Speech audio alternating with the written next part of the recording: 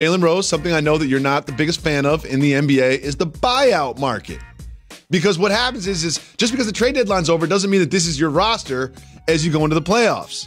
So let's take a look at some notable players that will be buyout candidates. Matthews, Jordan, Lopez, Ellington, Cantor. Now, we don't know if all these players or these will end up in the buyout market. We also don't know if other players will end up in the buyout market. But Jalen, which one of these players could you see join the Lakers? Anyone that's a shooter, so maybe Ellington. Anthony? Carmelo Anthony? No, you can't do that.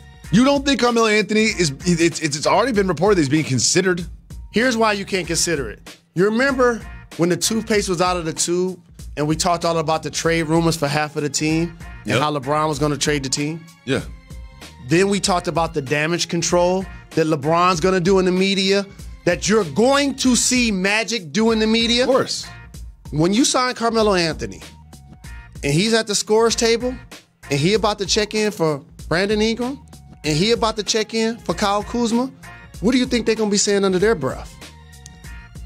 I don't think they'll be very happy about their minutes going away because Carmelo Anthony's got 4 more months of being a professional basketball player. And he only played 10 games this year. So he's going to take time to get in NBA shape.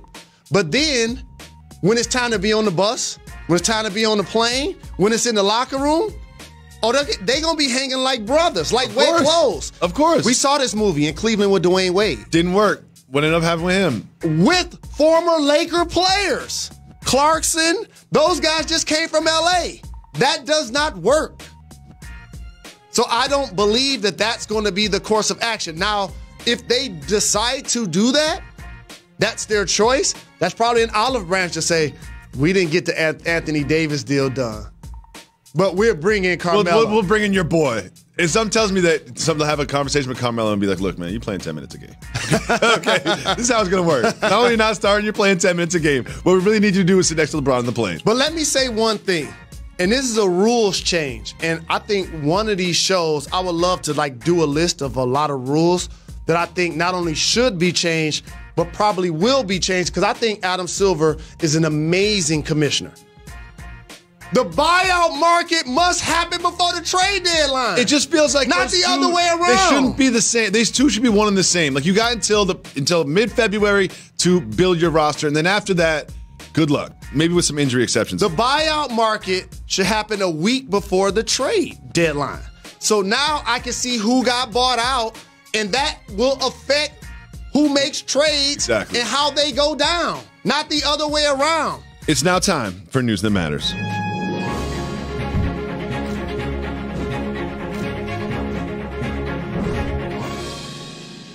There's a cat in Montana named Fluffy. Cute cat. Fluffy for fur, loved by her owners. Just a member of the family.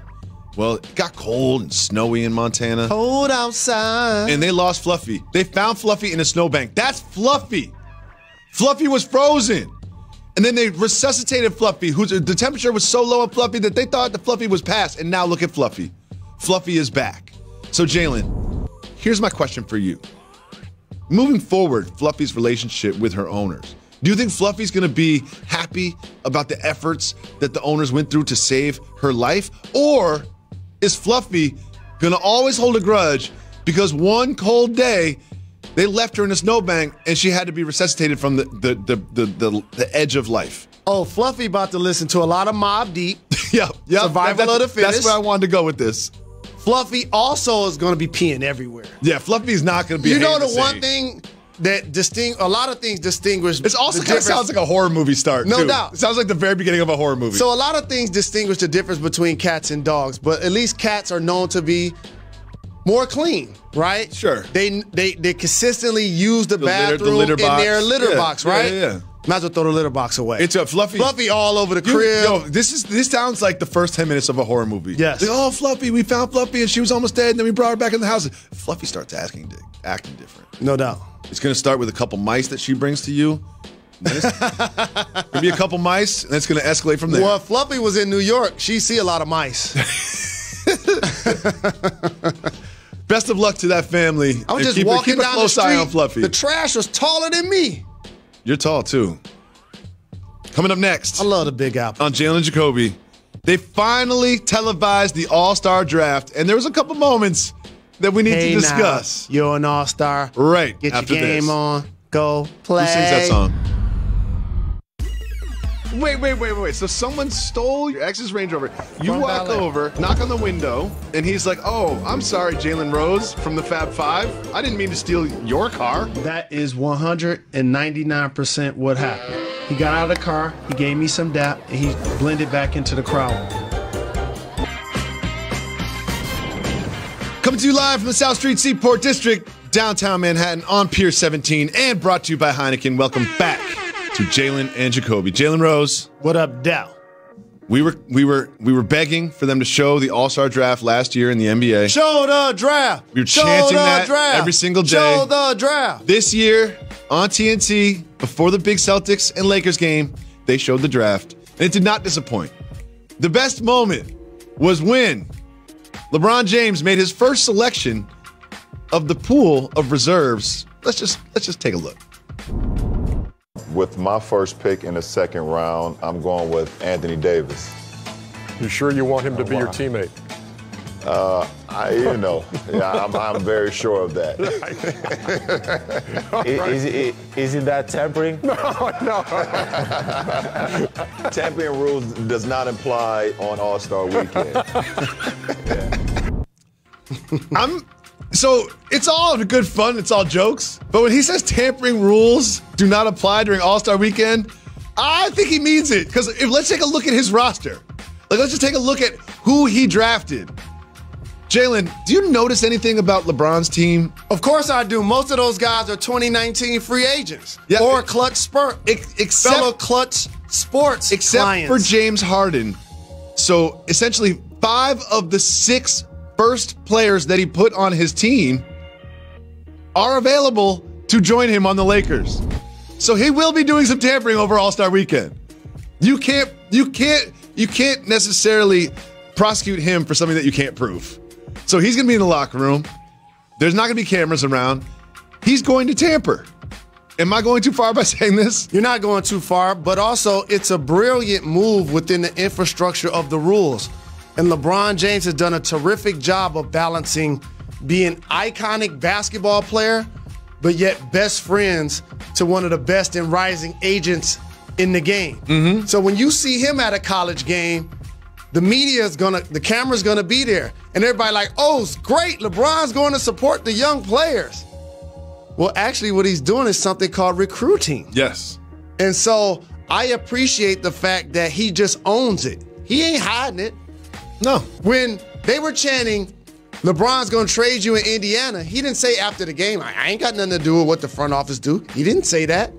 So when he was picking his team, he knew, I'm picking dudes that's about to be free agents. Of course. So I can play with them, so I can spend some time with them, so I can slap fives with them, so we can be off wax together, and I can kind of get a gauge in my own little way what this guy is thinking about his free agents. And I think a lot of the reason that people around the league, other executives, fans, were upset about the way that the rumors of Anthony Davis going to the Lakers went is because it kind of felt like Rich Paul and LeBron James, in their eyes, were kind of strong-arming the Pelicans to send Anthony Davis to the Lakers. And let's not forget, there was that night when the Pelicans were in Los Angeles. What did Anthony Davis do after the game?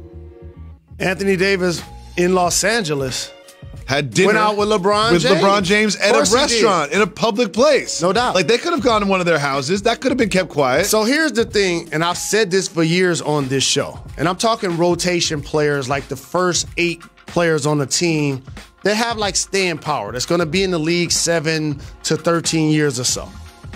Those guys, I would say 200 to 250 players, are really only represented by like 4 people. Mm-hmm. So the reason why it's discussed more as it relates to LeBron James is that he has a different relationship with Rich Paul versus how Arn Tellin or David Falk or whoever current agent right now said be might have with said player that's in the league. Of course. Okay, so based on that dynamic, people understand that it can give you a unfair advantage, But let's not act like agents haven't been moving and shaking the chessboard forever, putting teams and players in position. It's just that one of them now is in the other ear of the best player in the game. NBA. And then one of those players that is represented by Rich Paul is a gentleman by the name of Ben Simmons, who was not on LeBron's team until, let's just watch this.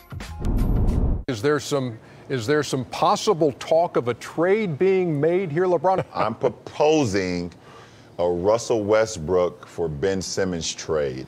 What if you put Dwayne Wade in the trade? I know Ben Simmons is your guy, so I'll do it.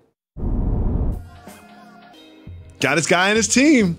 I appreciate that LeBron is the bully of this era, and he literally gets what he wants. Oh, he does. And he's not even like coy or shy or hiding about it. He's not. And if I'm Giannis, I would have forced him to give up more. I like it. The Giannis didn't negotiate much. I am trying to win. Russell Westbrook does have 8 straight triple-doubles. I am trying to win, though. Like, I would have made him give me a 2 players for Ben Simmons. Well, Jalen Rose.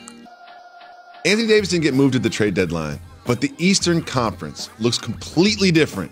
We'll show you how next. Friday night action in the NBA. The Nuggets head into Philadelphia to take on the Sixers. Big man matchup. And after that, we have another big man matchup. It's going to be Karl Anthony Towns and will Anthony Davis take on the Sixers. Big man matchup. And after that, we have another big man matchup. It's going to be Karl Anthony Towns and will Anthony Davis suit up for the Pelicans? Tune in tonight at 9:30 to find out. Prime time, Saturday Night Live.